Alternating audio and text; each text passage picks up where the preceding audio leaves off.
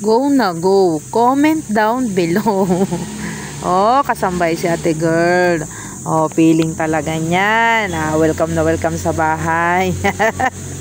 Oh, guys, matagal akong tumira dyan. Shoutout nga pala sa iyo na may-ari ng bahay na yan. Go na go. Napakabait po niyan. Walang kasing bait. Imagine, kasambahay kami ni nanay pero kumakain kaming kasabay nilang lahat. Hindi pa uso ang mayaman nun. Ay, bawal sabihin. Oh, kita nyo yan, oh. Kita nyo.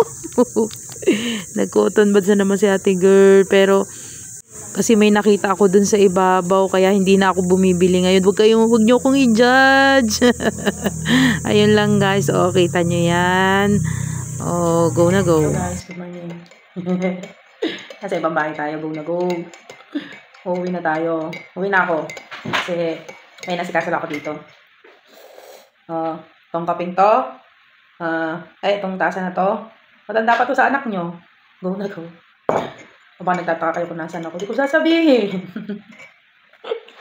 Sabi nung anak ko, dito na lang daw siya. Kasi daw ang ganda at saka laki ng bahay. Ambisyosa. Nag-yaman-yamanan. Sige na guys.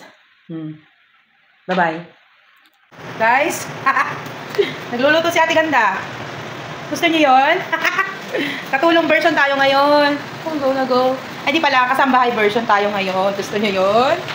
Gusto niyo makita yung niluluto ko? Shoutout! Sa loob ng 6 na buwan, isang beses lang makatikim nila. Babaunin namin yan. Hindi niyo malalaman kung saan.